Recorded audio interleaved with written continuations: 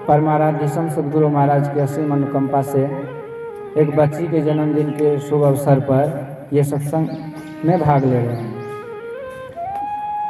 हमारी संस्कृति में ये जन्मदिन बड़े धूमधाम और आनंद उत्सव के साथ भगवान कृष्ण का मनाया जाता है, जिसको जन्माष्टमी कहते हैं। ये प्रसिद्ध है। जन्माष्टमी लोग बड़े धूमधाम से मनाते हैं भगवान का, और जो विवाह उत्सव है वो भगवान शिव का मनाया जाता है, जिसको शिवरात्रि में, महाशिवरात्रि में मनाते हैं।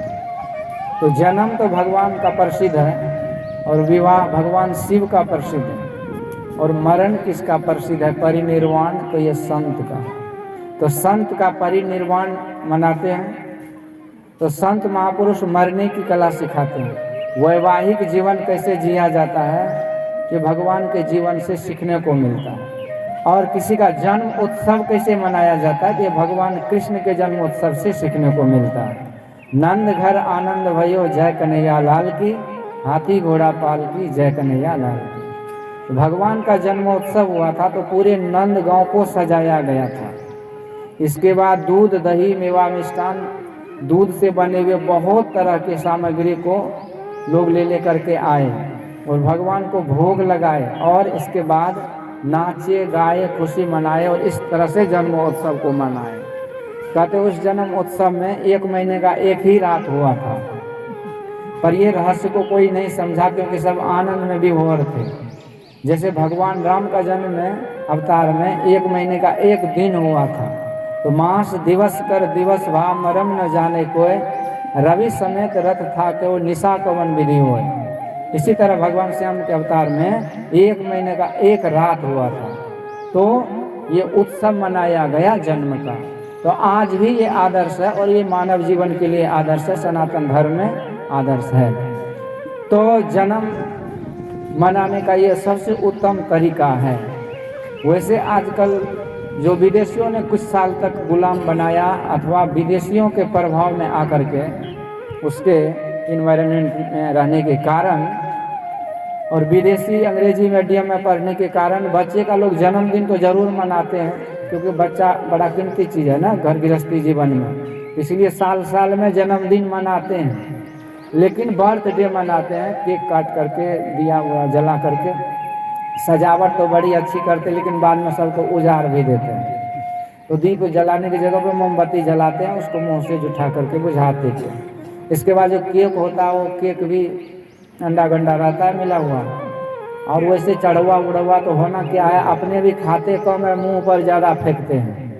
तो यही नियम है। तो ये अच्छा तो नहीं ही है, पर अच्छा यही है कि उस बच्चे के नाम पर ये सत्संग हो जाए, और यदि केक ही चढ़ाना हो तो बढ़िया से बढ़िया मेवा मिष्ठान है उसको चढ़ा दीजिए। सजाना है तो सुंदर तरीके से सजाइए, जलाना हो तो दीप जला दीजिए, पुष्पांजलि कर दीजिए, भजन कीर्तन गा दीजिए।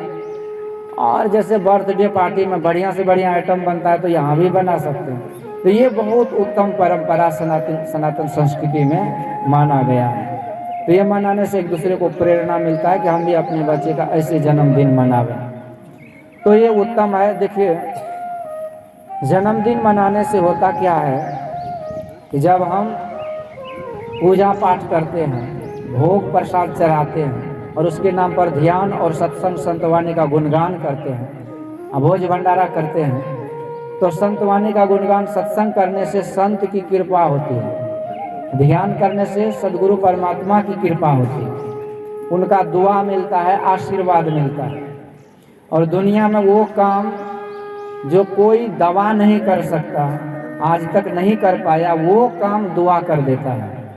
जब बड़े बड़े डॉक्टर दवा दे करके मतलब वो समझ लेते कि अब रोग ठीक नहीं होगा, इस कैंसर का कोई आंसर नहीं है, कैंसर जैसे बहुत रोग है, तो इतनी पढ़ाई करने के बाद, इतनी डिग्री डिप्लोमा लेने के बाद, MBBS MD कौन कौन क्या होता है, स्पेशलिस्ट एक एक डिपार्टमेंट में बनते हैं, बाद में जब उनका दवाई भी काम नहीं करता है तो बाद में वो रोगी को यही बोलते हैं, पेशेंट को, कि भाई मैंने जो जहाँ तक अध्ययन किया उस आधार पर मैंने दवाई तो प्रिस्क्राइब कर दिया, परंतु यदि फिर भी ठीक नहीं हो रहा है तो ऐसा करो कि भगवान का नाम लो, ये दवाई को खाओ, यदि उसकी कृपा होगी तो ठीक हो जाएगा।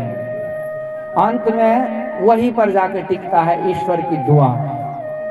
तो जो बात दवा से नहीं होती वो बात दुआ से होती है। पक्का मुर्शिद मिल जाए तो बात खुदा से होती है।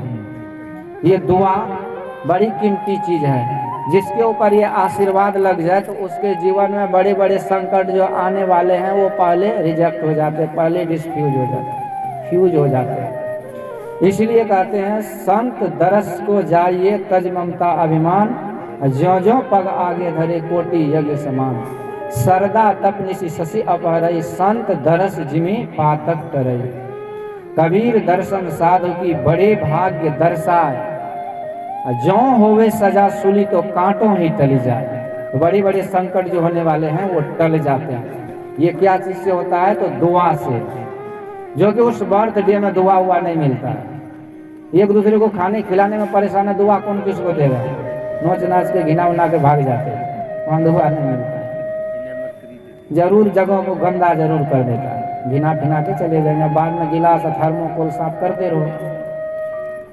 तो यहाँ दुआ मिलता है। ये दुआ कहीं किसी बाजार में नहीं मिलता, ये सत्संग के दरबार में मिलता है, संत महापुरुष के शरण में मिलता है। तो संत शरण जो जन परे सोजन उधरन हार, संत की निंदा नानका बहुरी बहुरी अवतार। ऐसे संत के शरण में आकर के जन्मदिन मनाना, this is the one of the best method to celebrate your birthday. तो कहने का मतलब है, एक बालक था, अभी दुर्गा पूजा पूरा हुआ तो उसमें मार्कंडेय पुराण के अंतर्गत एक दैवी महात्मा का प्रसंग आता है, जिसको दुर्गा सप्तशती कहते हैं।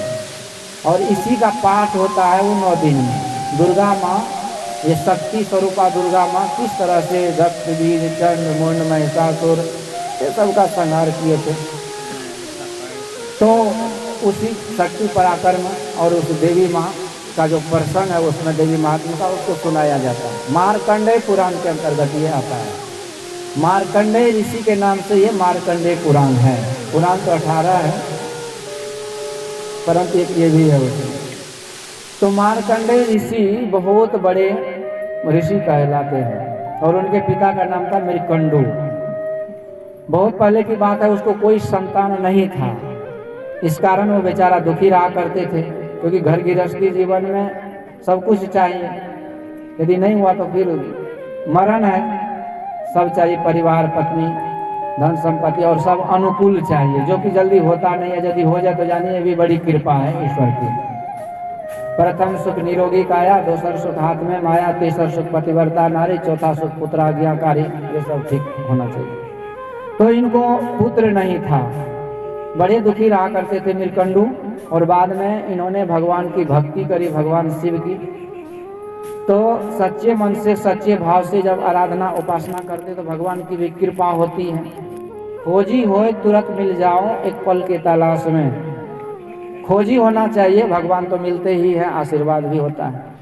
आज मृकंडू का तपस्या पूरा हुआ, भगवान शिव प्रकट हुए और कहते वरम ब्रुयात, वरदान मांगो। इन्होंने जो इच्छा लेकर के तप किया था, मुझे पुत्र दीजिए, पुत्र की प्राप्ति हो ऐसा वरदान दीजिए। भगवान कहते देखो तुम्हारे भाग में जो है 2 तरह के संतान। एक पुत्र होगा जो मात्र 16 साल जिएगा, परंतु बड़ा यशस्वी होगा, गुणवान होगा, सारे शुभ गुण से संपन्न होंगे, सदाचारी, शिष्टाचारी, शुचियाचारी होंगे, समाज सेवी, देश सेवी, माता पिता के सेवी, गुरु सेवी, सब तरह से सेवा भाव में जीवन जीने वाले, सबके प्यारे होंगे, सबको सुख देने वाले होंगे, दूसरों के सुख देने के लिए वो जन्म लेंगे। परंतु वो मात्र 16 साल जिएंगे। यदि ये नहीं चाहते हो अल्प आयु वाले पुत्र, तो दूसरा बेटा होगा जो 100 साल जिएगा, लेकिन 1 नंबर का दुराचारी होगा, खुरफाती होगा, अत्याचारी होगा, भ्रष्टाचारी होगा, धरती का भार ही समझ लो। मनुष्य रूप में वो पशु ही होगा। पशु तो थोड़ा अच्छा भी होता, उसको तो ज्ञान भी होता क्या खाना चाहिए नहीं खाना चाहिए, लेकिन मनुष्य को तो वो भी नहीं है। तो पशु से भी उदाहरण नहीं, मतलब वो दुराचारी ही होगा। तो आजकल के कलयुगिया माँ बाप रहते ना तो कहते मैनेज कर लेंगे, हमको 100 साल वाले ही दीजिए। परंतु वो बुद्धिमान थे, मृकंडू ऋषि कहते हैं, ऋषि ही थे, ज्ञानी थे। कहते भगवान तो मुझे यदि पुत्र ही देना हो तो भले ही अल्प आयु वाला हो, परंतु वही दीजिए जिसमें सब गुण हो। भगवान एवं अस्तु कह के अंतर ध्यान होते हैं। और कालांतर में मृकंडू के घर में जो बालक का जन्म हुआ उसी का नाम मार्कंडेय ऋषि पड़ा। बालक बचपन से ही संस्कारी थे, भक्ति भजन करते थे, लोगों की सेवा करते थे, प्रणाम करते थे। प्रणाम का परिणाम आशीर्वाद होता है। एक दिन कुछ संत की मंडली आए तो उसको प्रणाम किया तो उन्होंने आशीर्वाद दिया। तो उसके माँ बाप रोने लगे, कहते संत भगवान ये क्या किया, आप तो विचारे भी नहीं, क्योंकि मेरा बेटा तो गिने गिनाए कुछ दिन का मेहमान है, अब तो दुनिया से जाने वाला है। क्यों माता पिता रोने लगे। संत कहते देखो तुम लोगों के अंदर इतना दिव्य संस्कार है भक्ति सत्संग करने का, खुद करते हो और अपने परिवार को भी कराते हो, तो ये बड़ी बात है। क्योंकि आजकल देखिए आपको जितना बकता है उतने श्रोता है, बाकी लोग नहीं आते हैं। जो पुराने 20-30 साल पहले से प्रवचन करते आए, सुनते सुनाते हैं, उतने हैं। कोई बाल बच्चे नया नहीं जुड़ते हैं, नया जनरेशन को इसमें इंटरेस्ट नहीं है। जबकि गुरु महाराज इस ज्ञान को प्रचार करने के लिए बहुत तप किए थे, लेकिन इस दायित्व केवल गुरु महाराज को, तो सब सत्संगियों का दायित्व है। लेकिन कोई अपने आगे की पीढ़ी को सत्संगी नहीं बनाना चाहते और बनाते भी नहीं है, चाहे आपको खराब लगे कि अच्छा लगे, सच यही है। जो आज दूसरे को उपदेश देते हैं ना, उसके घर में उसका उपदेश सुनने वाला कोई उसका पोता पोती नहीं है। तो ये बात है सच्चाई। तो ये तो होना ही चाहिए कि भाई हम जो हम बेतरनी पार होना चाहते हैं, हम अपने परिवार को ही डूबते देखना चाहते क्या, इसलिए उसको भी जोड़े तो अति उत्तम है। तो संत कहते देखो तुम्हारा दिव्य संस्कार है, तुम लोग भक्ति भजन करते हो और अपने बच्चे को भी कराते हो। परंतु मैं जो बोल दिया तो मैंने नहीं बोला, लगता है ईश्वर ने मुझसे बुलवाया है, इसलिए तुम रोना धोना बंद करो और इसको सत्संग से लगाए रखो। और देखो जिस दिन ईश्वर की कृपा होगी वो काल भी टल जाएगा, इसका काल भी की भी दाल नहीं गलेगी, इसीलिए तुम लगे रहो इसमें। ऐसा होता गया, सत्संग भजन में लगे रहे और जो भी आते थे प्रणाम आदि करते थे संत महापुरुषों को। एक बार संयोग से कहा जाता है कि 7 ऋषि गुजर रहे थे, 7 ऋषि की मंडली। तो उनके माता पिता मृकंडू ने कहा कि बेटा जाकर के प्रणाम करो।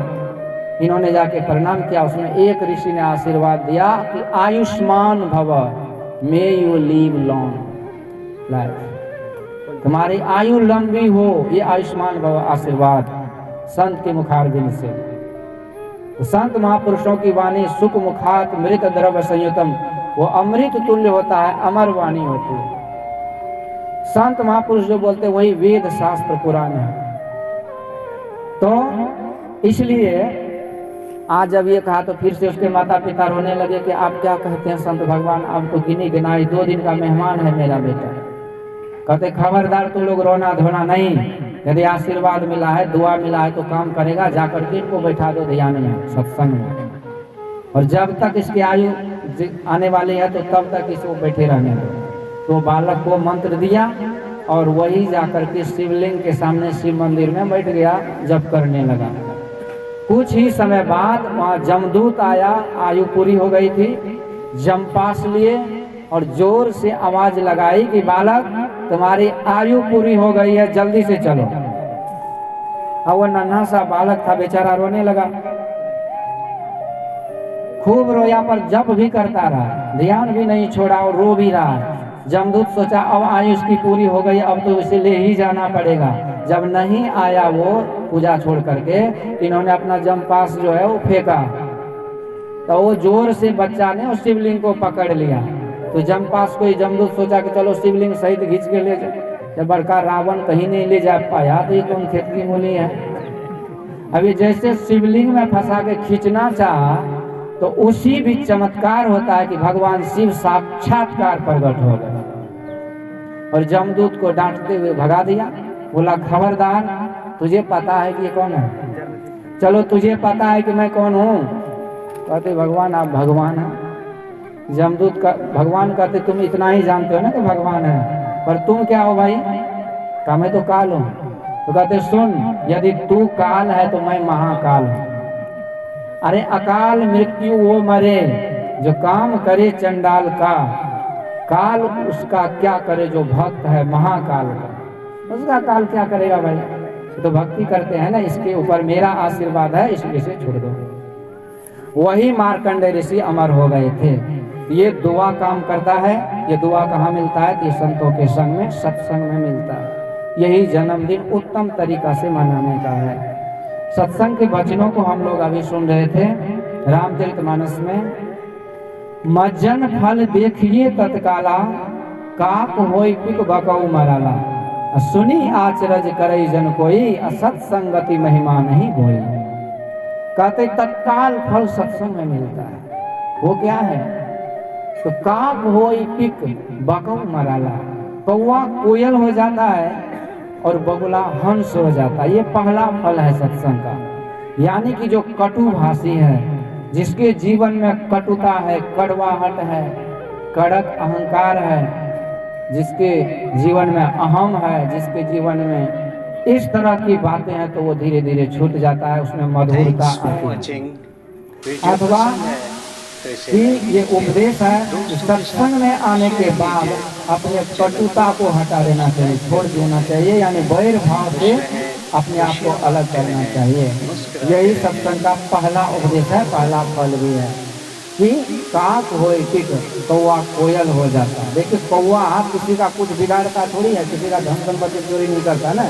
अब कोयल किसी को कुछ गिफ्ट में ना कुछ नहीं देता है। ये दोनों काले रंग के होते हैं, पर कला इसमें यह है कि वो एक बोलने की कला से दुनिया को बस में कर लेते हैं। तुलसी मीठे वचन पे सुख उपजत चहु ओर, अब वशीकरण यह मंत्र है तजिदे वचन कठोर। तो वशीकरण आजकल देखते हैं। अभी मैं गया था समस्तीपुर, एक दिन का ही सत्संग था, तो वहाँ एक तांत्रिक भी आया था। वैसे आया था, पर वो तंत्र विद्या कैसे सिद्ध किया था वो यहाँ बोलने की बात नहीं। बड़ा उसमें घृणित चीज खाते हैं और बड़े गंदे गंदे जगह पर पता नहीं क्या क्या करते हैं, पर उससे हम सब भेद लिए क्या क्या करते हैं, जो कि हम बोल नहीं सकते। तो अब उसके पास लोग जाते हैं ना, हमारा परिवार बिगड़ा हुआ, उसको बस में कैसे किया जाए। लो बस में परिवार होगा क्या? छोटा छोटा बच्चा 1.5 फुट का है, 1.5 गिलास चाय पी लेता है, और दूध दीजिए तो भागेगा मुंह उठा के, उधर के नहीं पिएंगे। यदि बोलिए कि उसको चाय क्यों पिलाते, तो कहते गोदाम भी नहीं करता है, मतलब नहीं संभलता है। बस में जो छोटा छोटा बच्चा को नहीं कर सकते, तो बड़का को कौन बस में कर पाएगा? किसी के बस की बात नहीं है बस में करना। तो दुनिया में हम कोई किसी को बस नहीं कर सकते हैं। किसी को बस भी कर लीजिएगा, उसके मन को बस में नहीं कर सकते हैं। ये वायु को बस में करने के समान है, असंशय ही महाबाहो, निश्चित रूप से। तो दुनिया में वशीकरण का जो मंत्र है वो तंत्रिक के पास नहीं है। तुलसी बाबा कहते यदि किसी को भी बस में करना हो, एक दो को तो छोड़ो, तो उसके लिए मंत्र यही है कि तजिदे वचन कठोर, मीठे वचन से, तुलसी मीठे वचन के सुख उपजत चहुओर। ये मीठे वचन का प्रयोग जो करते हैं तो बड़े से बड़े लोग भी बस में हो जाते हैं। ये पहला फल है। दूसरा फल है कि कोयल, ये बगुला हंस हो जाता है। बगुला जो होता है ना वो मछली खाता है, और हंस जो होता है ना, तो हंस दूध में पानी मिला दीजिए तो पानी को छांट करके दूध को सारी चीज को ग्रहण कर लेता है। यानी नीर क्षीर को विभाजन करके क्षीर को ग्रहण करने की क्षमता उसमें है, इसीलिए उसको हंस कहते हैं। तो इसी तरह से जो धीरे धीरे सत्संग में आते हैं, तो वो जो साकट लोग हैं वो वैष्णव हो जाते हैं। वैसे तो वैष्णवों की साकट की तो जमात है ना, उसकी कमी तो है नहीं ना। अब भविष्य में चांस भी नहीं है कि कोई वैष्णव हो जाए, क्योंकि सरकार एक तरफ शराबबंदी करते, दूसरे तरफ सारी स्कूल में संडे हो या मंडे रोज खाओ अंडे। अब जो बच्चा है बचपन से अंडा खाएगा तो बड़ा होकर वैष्णव बनेगा, उस स्वाद में और माहिर हो जाएगा, तो और बिगड़ते चला जाता है। पर ईश्वर की कृपा देखिए, जब संत महापुरुष आते हैं, कृपा करते हैं, हजारों में वैष्णव भी होते हैं। आज देखिए, पहले संत मत का इतना प्रचार नहीं था। जब गुरु महाराज की कृपा हुई और खुद तपाए तपे सत्संग को ही गुरु महाराज ने सत्संग में रमे रहे, सत्संगमय हो गए।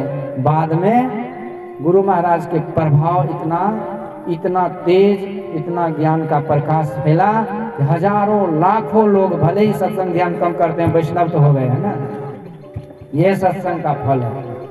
मेजोरिटी में बहुत लोग वैष्णव हैं, लाखों में हैं।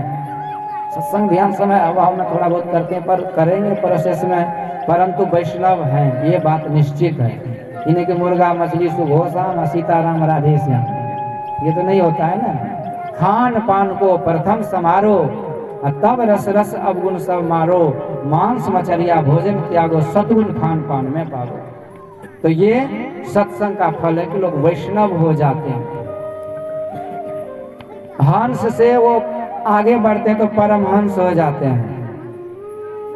गुरु महाराज परमहंस थे, तो हंस परमहंस का अंतर यह है कि जैसे हंस दूध में से क्षीर को अलग, नीर को अलग कर लेते हैं, नीर मतलब पानी, दूध क्षीर अलग कर लेते हैं, तो इसी तरह जो परमहंस हो जाते हैं, तो परमहंस का काम उसी तरह का है। जैसे ये अलग करते तो उसको भी अलग करने का ही काम है। वो क्या है, तो शरीर इंद्रियों के आवरण से जो आवरणित आत्मा है, चेतन आत्मा, उस चेतन आत्मा से, उस शरीर इंद्रियों के आवरण से आत्मा को अलग कर लेते हैं। और जिस समय ये प्रक्रिया पूरी हो जाती है, तो इसी अलग करने का नाम है मोक्ष, मुक्ति। और इसी दशा में उस जीव को उस पीर से मिलन होता है, ईश्वर का साक्षात्कार होता है। इस जीव को अपने आप का ज्ञान होता है, तब जाके ईश्वर का ज्ञान होता है। तो खुदा से हो अगर मिलना तो पता खुद का लगा लेना, खुद का पता।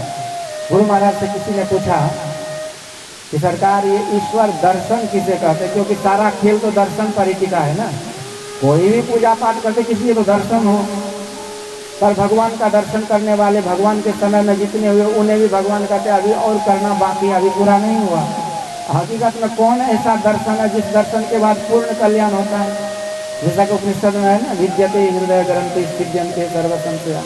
हृदय के ग्रंथि का भेदन हो जाए, सारे बंधन कट जाए, पाप कर्म सब छट जाए, सब कुछ खत्म हो जाए, तस्मिन् दृष्टि परावरे, उस परे से परे परमात्मा को देखने के बाद, तो उस दर्शन कैसे किया जाता है? वो किस अवस्था में, किस दशा में, कैसे इस भक्त को उस भगवान का दर्शन होता है जिससे परम कल्याण होता है?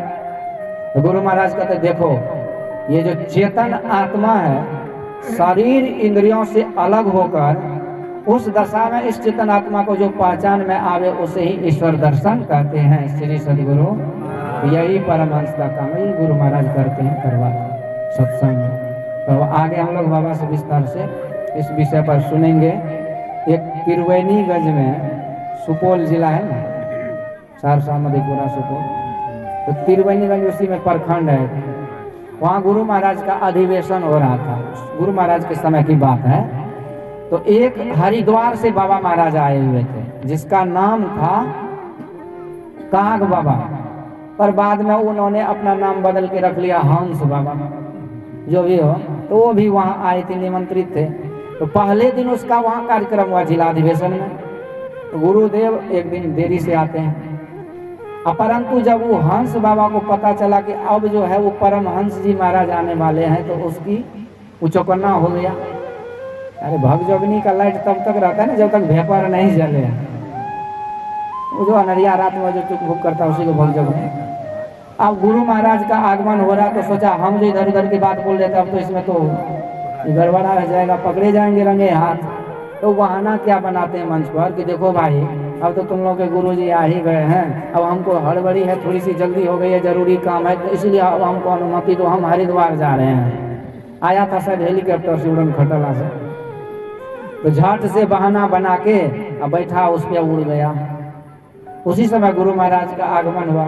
तो उससे पहले जो स्वामी संत सेवी जी महाराज का प्रवचन होता है, तो उसके सामने माइक आया। तो उसी समय स्वामी संत सेवी जी महाराज क्या बोलते हैं कि काग आया हंस बनकर त्रिवेणीगंज बाजार, नाम सुना परमहंस को तो उड़ चला हरिद्वार। ऐसे गुरु महाराज का ज्ञान है, इससे कल्याण होता है। श्री सदगुरु बाबा कागवार आपने उस बच्चे को अच्छे संस्कार से संस्कारित करने का उपदेश किया और